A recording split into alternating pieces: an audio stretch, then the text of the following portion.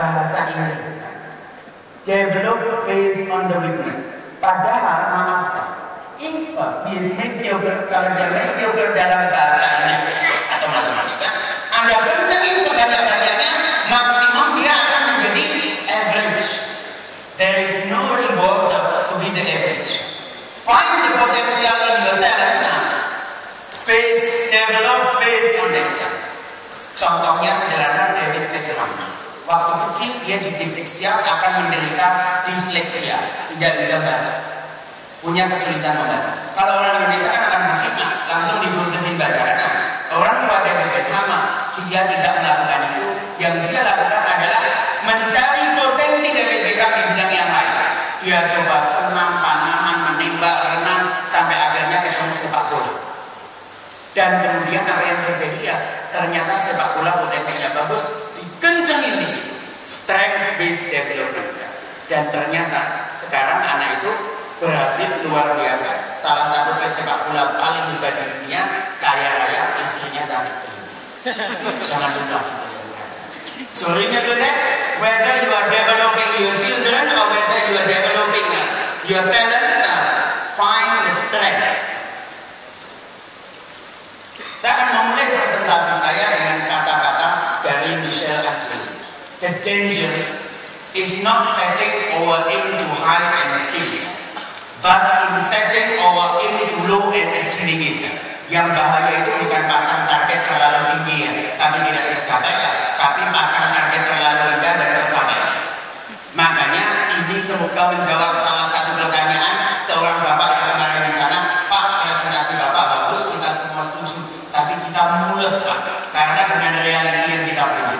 Don't worry, pasang target Anda setinggi mungkin. This is what you want to do. Work hard on it.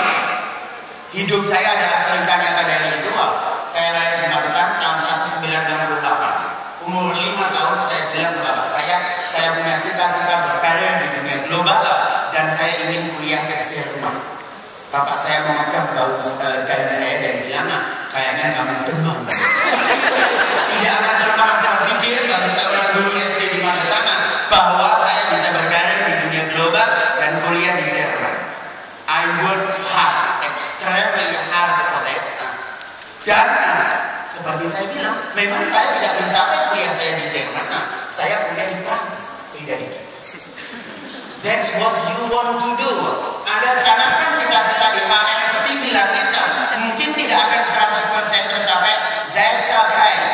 Mungkin yang akan capai adalah selapis tipis di bawah. Ingat baik-baik, gantungkan cita-cita setinggi langit and work hard, extremely hard. It's competition. The harder you work, the more you will achieve. Nah, kadang-kadang kita sendiri lupa bahwa kita sebagai insan HR juga harus mengembangkan diri kita sendiri. Bahasa Perancis ada pepatah mengatakan les coiffeurs ne se coiffent jamais. Artinya tukang cukur nggak pernah motong rambutnya. Kalau bahasa Inggrisnya adalah cobbler have the worst shoes. Tukang semir sepatu, sepatunya paling jelek. Sibuk membenahi, menyemir sepatu orang lain. HR sibuk mendidik, mendevelop, membenahi orang lain, talent-talent yang lain, dan kita lupa mendevelop kita sendiri. Akibatnya orang kredibilitas seorang terhadap HR maaf belum tinggi karena kita sendiri memang tidak mendevelop kita sendiri. Jadi saya men-challenge Anda dan menanyakan kepada semuanya, what will be your job in 3 years from now? Apa sih pekerjaan Anda 3 tahun setelah sekarang? Problemnya banyak orang yang nggak tahu tujuannya. Waktu saya tanya 3 tahun depan mau jadi apa, mereka bilang saya nggak tahu, saya nggak pernah merencanakan. Loh, itu tujuan perjalanan Anda. Kalau Anda pergi dan tidak tahu tujuan, jangan salahkan kalau Anda tersesat. Who is responsible to develop your career? Ada satu orang yang paling bertanggung jawab terhadap pengembangan karir Anda. Multiple choice question. Orang Indonesia kan suka multiple choice question kan? A. Perusahaan Anda. B. Kalau orang lain jawabnya HR. Kita HR. Siapa yang bertanggung jawab? Bosnya. Oke, kita anggap bosnya. A. Perusahaan Anda. B. B. Bos Anda. C. Istri Anda. D. Mertua Anda. E. Anda sendiri. What is the answer? A. You have the responsibility to develop your career. Mungkin perusahaan akan membantu, mungkin bos akan mengarahkan, but the main responsible one, yourself. So if something goes right with your career, take the credit. I did it. Saya melakukan. If something goes wrong with your career, sebelum menyalahkan orang lain, pergi ke cermin, lihat baik-baik orang di dalam cermin, salahkan. Understand? You have to plan and develop your career. Bagaimana caranya? Quick one. Seperti halnya pada saat kita sebuah perusahaan, kita run our career seperti perusahaan kita sendiri. Perusahaan yang baik punya dana namanya research and development budget. Berapa persen kira-kira perusahaan yang sehat akan menanamkan uangnya di research and development? Please, berapa persen? Wow, orang HR nggak ngerti perusahaan yang diinvestasikan. Look at the annual report, dan Anda akan lihat antara 7 sampai 15%. Sama. Berarti Anda sebagai karyawan, Anda sebagai talent juga harus spend 7 sampai 15% pendapatan Anda ke dalam your own development. Bisa dengan beli buku, bisa dengan ikut training sendiri, bisa ikut internet subscription. I don't care what you do, spend 7 to 15% of your budget, your gaji, your salary for your own development. Tentu saja ada beberapa yang dibayarin perusahaan, but remember, it's competition. The more you invest, the better your chance of success. Jadi ditarget 3 tahun lagi jadi apa, 3 tahun kemudian lagi jadi apa, sampai begitu. Again, gantungkan cita-citamu setinggi langit. Kalau meleset nggak apa-apa, melesetnya paling 1 lapis tipis. Daripada tidak pernah merencanakan, tidak pernah pasang cita-cita, jalan di tanah.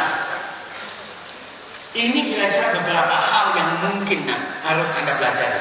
Don't worry, setelah ini materi akan ada di panitia and you can copy atau akan distribusikan dalam bentuk skrip. Itu yang harus bahwa semuanya tetap harus punya yang namanya technical competence, HR competence, bahasa dan profesionalisme. Tapi at the same time, Anda sebagai orang HR adalah agile adapter, mampu menyesuaikan diri. Networker, build the network. Please, jangan pernah makan siang dengan orang HR lagi. Boring. Have lunch with finance people, understand the finance. Have lunch with sales people dan mengerti dinamika penjualan. Have lunch dengan logistic people dan mengerti. Dengan itu akan membuat ilmu Anda makin meningkat. Have lunch with HR is great sometimes. Jangan terlalu sering. Nah kalau orang yang lain nggak mau makan sama kita gimana Pak? Makan sendiri, bawa dari rumah, sembunyi di balik itu. Good. Kita akan memulai topik kita hari ini, succession planning. Saya memulai karikatur ini betapa pentingnya sebuah komunikasi dan kadang-kadang kalau succession planning dikomunikasikan dengan salah, hasilnya seperti ini. HR direkturnya bilang ke CEO, Bapak harus punya leadership succession plan, Pak. Padahal kita sedang tidak bisa merekrut pegawai baru. Bapak harus memilih seorang di antara karyawan kita. CEO komunikasikan, you are my successor. Anda yang akan menggantikan saya. Langsung dia senang berbunga-bunga. Jadi kalau sesuatu yang buruk, kecelakaan, sakit keras, disantet, menimpa Bapak, saya akan mendapatkan promosi ya. Be careful when you are communicating succession planning. It's extremely important. Apa sih sebenarnya succession planning? Succession planning itu bisa diibaratkan orang lomba sprint di Olimpiade. Bolt, juara Olimpiade, pada saat dia lari 100 meter, itu larinya selama berapa detik kira-kira? 9 detik atau 10 detik. Prosesnya dia udah kesana. Latihannya dia ke sana yang lama. Jadi kalau kita melihat succession planning, itu seolah-olah adalah proses menyeleksi siapa yang akan menjadi leader. Ternyata yang jauh lebih penting adalah tugas kita sebagai HR untuk menyiapkan talenta-talenta kita, kandidat-kandidat kita, supaya at any point of time itu something happen dengan leader, kita sudah punya calon untuk menggantikan beliau. That's succession plan. Dan prosesnya itu yang lama, menyiapkan, mengidentifikasi, mendevelop, dan lain sebagainya. Nah, idealnya kalau bahasa manajemen di bahasa Inggris agak kejam. Bilangnya adalah if your leader is hit by the bus. Kalau leader Anda ditabrak bus, what happened to your company? Sebuah perusahaan tidak boleh bergantung kepada seorang individu, siapapun juga. Sebuah klub bola Manchester United, David Beckham pergi ke Amerika, dia survive. Ronaldo pergi ke Spanyol, dia survive. Itu namanya moving from individual kompetensi ke organizational capability. That's your job. Ada supporternya Manchester United di sini, angkat tangan. Musuh saya sini. Oke, good. Next, saya Anas Imam. Good. Jadi tugas kita sebagai orang HR adalah how do we make sure that we move from individual competence ke organizational capability. Lihat apa yang terjadi di Apple. 2-3 tahun lalu orang nggak begitu kenal Apple. Yang dia tahu adalah Steve Jobs. Beliau meninggal, saat ini Apple sedang menghadapi tes yang paling penting. Apakah mereka survive atau tidak? Apakah mereka bergantung kepada Steve Jobs sebagai individual competence? Atau mereka sudah bisa mengubah itu menjadi organizational capability? Sama persis. Anda kadang-kadang punya CEO yang hebat, punya leader yang hebat. Problemnya adalah CEO Anda bisa saja, meninggal, kita nggak bisa kontrol itu. Bisa saja keluar, bisa saja diturunkan. What is your job to make sure untuk prepare? Dan bukan hanya CEO. Idealnya semua posisi kunci di perusahaan itu sudah punya succession plan. Makanya the most important question a leader should answer adalah, seandainya kalian naik, dipromosikan, who will replace you? Siapa yang akan menggantikan Anda? Sebenarnya itu bahasanya HR untuk bilang naik. Karena begitu banyak yang bisa terjadi. Naik, keluar, meninggal, ditabrak bis. Intinya pada saat Anda tidak ada di sana. Saya sudah menanyakan ini ke ratusan orang leader termasuk CEO. Dan saya bisa mengkoleksi jawaban yang paling buruk dan jawaban yang paling bagus. Kita mulai dulu. Kalau seorang leader ditanya siapa yang bisa menggantikan Anda, kalian orang HR, tolong kasih tahu saya jawaban yang paling buruknya apa. Please. Tidak ada yang bisa menggantikan. I'm so good. Nobody can replace me. That's the worst answer that you can give. Saya pernah menghadapi sebuah posisi, dalam posisi seperti itu, seorang general manager maju wawancara dengan CEO dan board of director yang melamar posisi menjadi VP. Saya tanya pertanyaan itu dan jawabnya udah 7 tahun dia sebagai general manager dan pengen jadi vice president. Jawaban dia adalah tidak ada yang bisa menggantikan. Saya sebagai HR, jawaban untuk kasus itu cuma satu, orang itu harus diturunkan. Bukan cuma tidak diterima, turun. That's your job to develop your team. Nah, jawaban yang terbaiknya apa? Siapa yang bisa menggantikan? Jawaban yang terbaiknya apa? Banyak. Semua orang bisa gantiin saya, Pak. Don't worry, kerjaan saya segitu gampangnya. Banyak orang yang bisa menggantikan. Sorry, salah.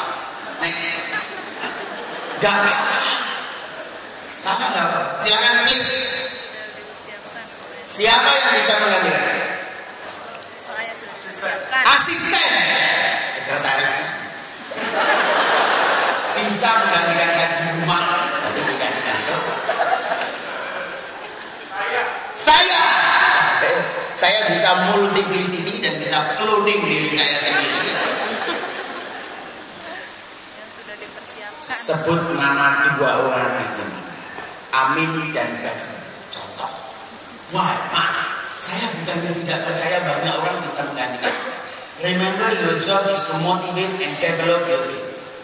You spend a lot of time to develop them. Gak mungkin Anda bisa develop everyone. Fokus, pilih 2 atau 3 top candidate. Jangan 1, sindrom anak emas. 2 atau 3, you spend your time with them. Adil itu bukannya semua orang diperlakukan sama. Adil itu semua orang diperlakukan berbeda sesuai dengan potensi dan performance-nya.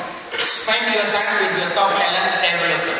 Jawabannya adalah Amin dan Baduba. Mereka punya potensi ya. Yang Amin plusnya di sini, minusnya di sini. Yang Badu plusnya di sini, minusnya di sini. Please assess and make decision now. But satu di antara mereka adalah kandidat. This is it.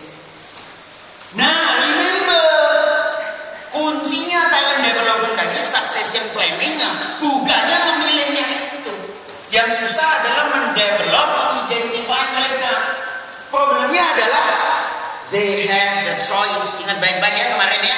Talent have choice. Mereka bisa milih stay in your company or go outside. They have the right to choose the company and the leader they will work for. Mereka akan nanya ke teman-temannya. Berapa kali kadang-kadang saya bekerja di sebuah perusahaan dan saya berusaha meng-attract top talent. Nah, mereka nanya dulu ke temannya. Di sana budaya perusahaannya seperti apa? They don't trust you as HR, they trust their friend. Mereka nanya, di sana talent di develop atau enggak? Trainingnya gimana? Job rotasinya bagaimana? They will ask, what are your employee proposition? Karena dinamika yang sudah berganti ya. Maaf, kelihatannya yang ini kabur, yang ini lebih jelas. Jadi saya akan jelas. Karena dinamika sudah berganti. Dulu people need company, sekarang company need good people.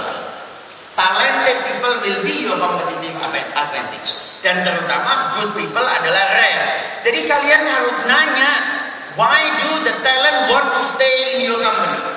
Google, saya mengambil kasus dari Google lah. VP of IT Operation-nya bilang, Google employee itu told us they stay not because of the salary, not because of lunch. By the way, mereka kasih lunch yang sangat enak di Google, tempat kantor yang sangat bagus, but they stay because of this. The mission, the quality of the people, and the chance to develop themselves. That's number 1, 2, 3 reason why people stay in. Berdasarkan surveinya McKinsey, 3%, hanya 3% yang bilang we develop the people effectively. 10% we use job assignment as key developer. 16% know who are our high performer. Berarti 84% nggak tahu. 23% we attract high talented people. Yang 77% tidak attract mereka. 30% we are good at feedback and coaching. Yang 70% tidak bagus. Dan terutama sebagian besar problem adalah we have insufficient talent. Talent kita yang bagus tidak cukup. Dan tiba-tiba ini menjadi fokus kepada HR agenda di Asia menurut survei yang dilakukan oleh Boston Consulting Group, Leadership Development and Talent Management. That's the key. Triknya dari succession planning bukannya memilih leadernya, but how do you develop the talent supaya pada saatnya you have enough talent to choose from. Konsep yang sederhana, makanya dari kemarin saya ngomongin terus-terusan attract, develop, motivate, optimize, dan retain the talent untuk meningkatkan employee engagement. Nah, kalau dilihat top 5 predictor, 5 ramalan, jadi ini ramalan 5 trend kenapa orang keluar dari sebuah pekerjaan. Bahaya dan hati-hati ini baik-baik. 1, immediate manager bosnya. Bahasa Inggrisnya bilang people join the company and they leave boss.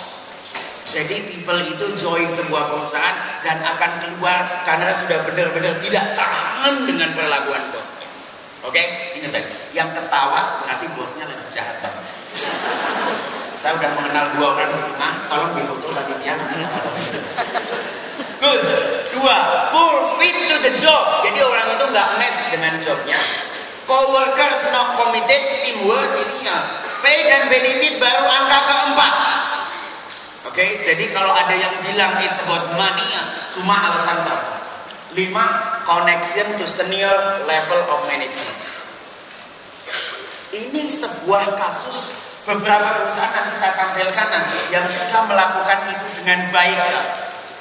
Gemalto dan SAP. Gemalto lihat baik-baik, dari semua promosinya 92% dari dalam. Bayangin, dalam dunia itu mereka punya enough available people untuk dipromot. 92% dari dalam. Itu angka yang luar biasa. Low attrition rate, sedikit sekali yang dia. SAP ya, di China dan Brazil juga melakukan yang hal itu kok. Mereka di emerging market perlu leader yang mengerti organisasi, mengerti local market. Tidak cukup mendatangkan orang dari headquarter dari Jerman. Mereka bisa mendapatkan itu di China dan Brazil yang potensial di develop dan menjadi leader di tempat. What did they do different? Apa sih yang sebenarnya mereka lakukan?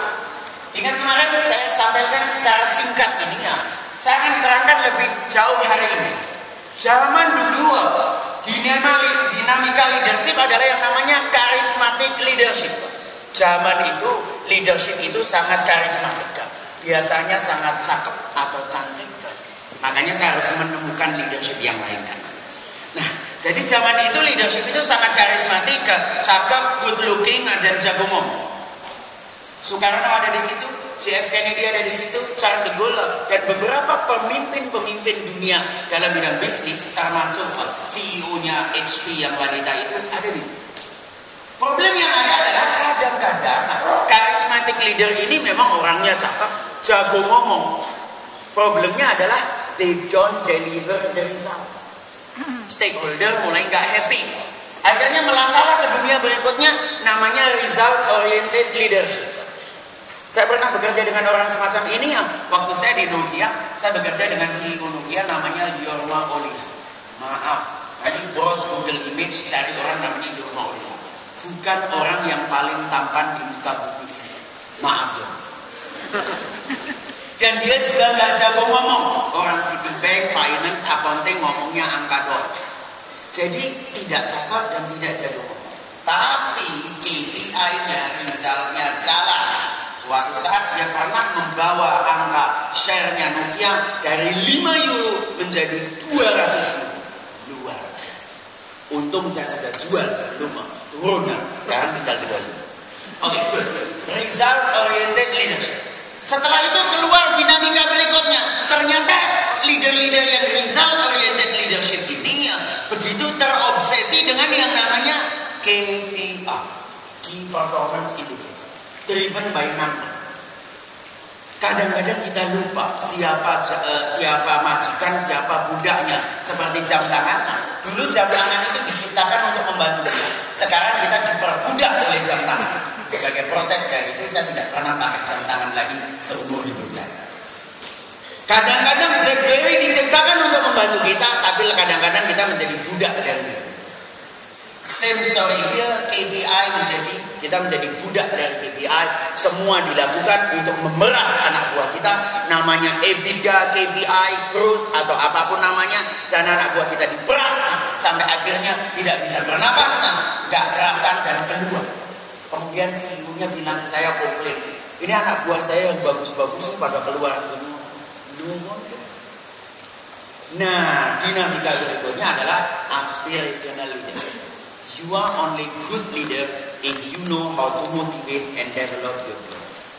Pada saat mereka sudah termotivasi dan terdevelop, mereka nanti akan menjalankan bisnis Anda sendiri. Ini bedanya KPI dan KDI.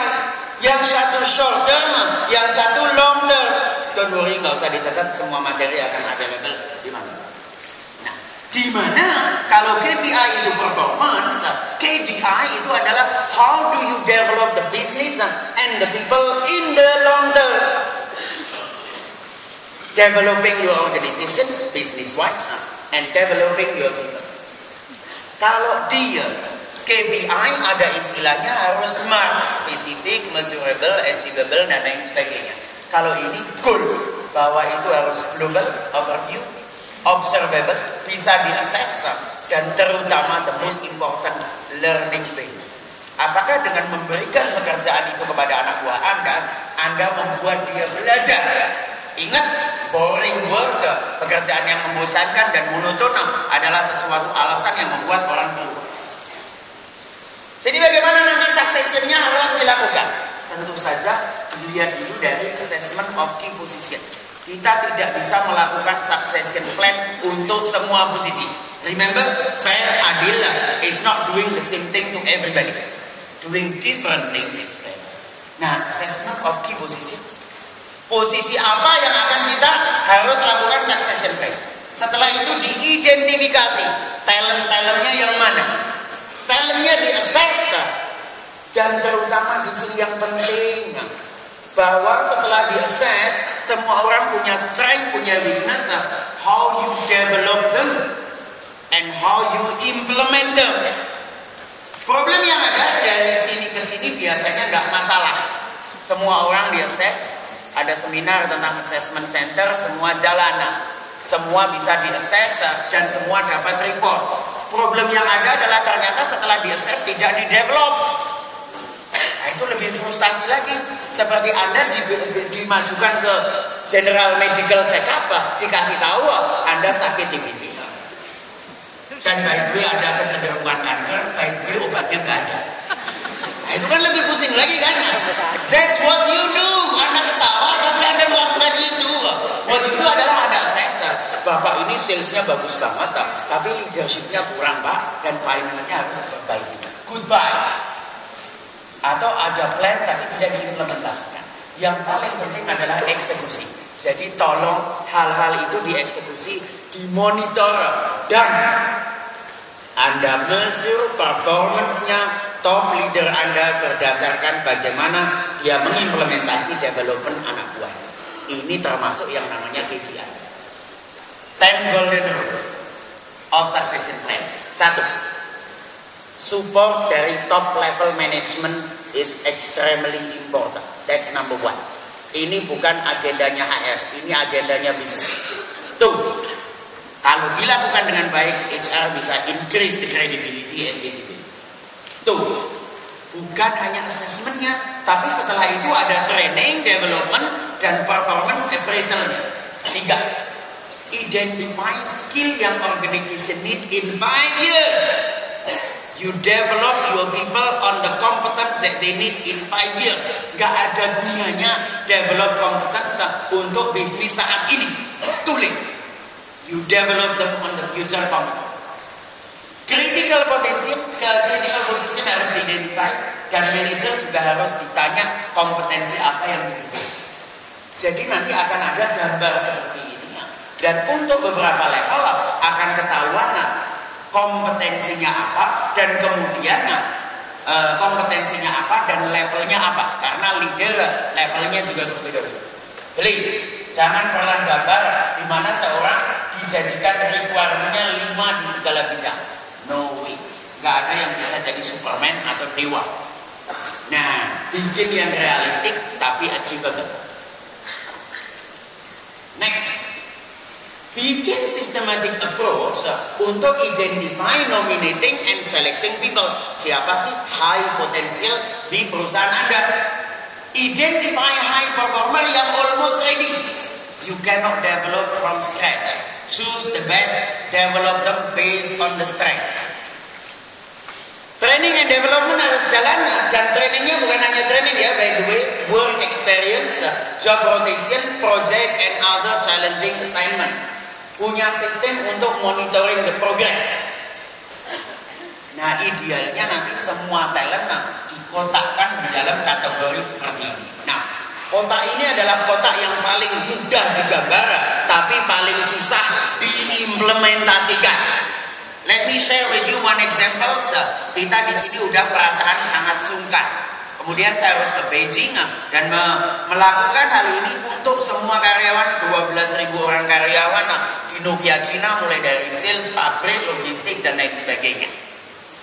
12.000 orang harus dikotak. Orang Cina lebih sungkan lagi daripada kita.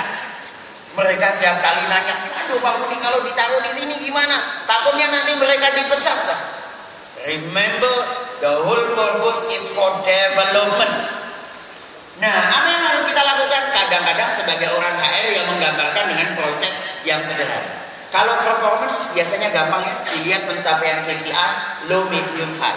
Kalau potensial ini yang kadang-kadang susah. So one way to do it, waktu saya melakukan ini di Cina, tiba-tiba orang ngeluar ngirim ke saya talent management dan semuanya ada di kotak tengah. Mungkin ada satu atau dua anak kesayangannya ada di sininya, dan satu atau anak dua anak yang ya ceng itu apa ya, dibenci ya, itu ada di sininya. Tapi hampir semua orang ada di tengah.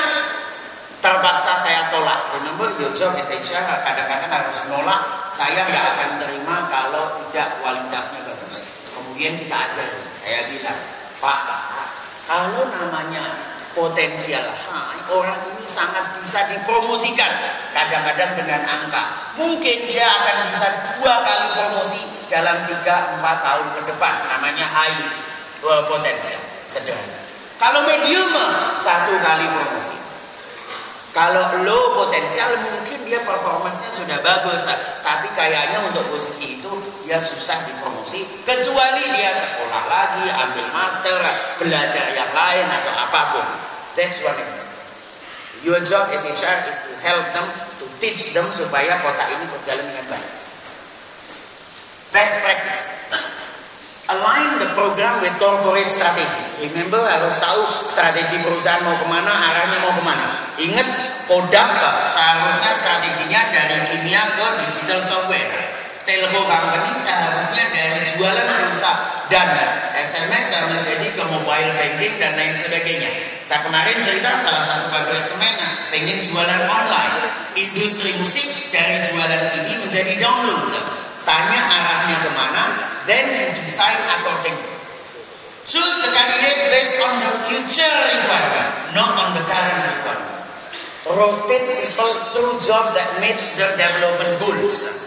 Saya di Indonesia banyak sekali kasus, ada orang udah 15 tahun jadi engineer, 15 tahun di finance, 15 tahun di HR. Please, in the past, experience is a benefit, advantage. In the future, experience is a handicap. And seriously, kalau Anda 15 tahun jadi engineer, this means 15 tahun Anda berpikir menjadi engineer. Dikotakkan dengan cara kerja seorang engineer. 15 tahun seorang finance, dan ingat pesawat terbang dari kertas saya kemarin, Anda bikin pesawat terbang yang persis seperti sama. Learn other things.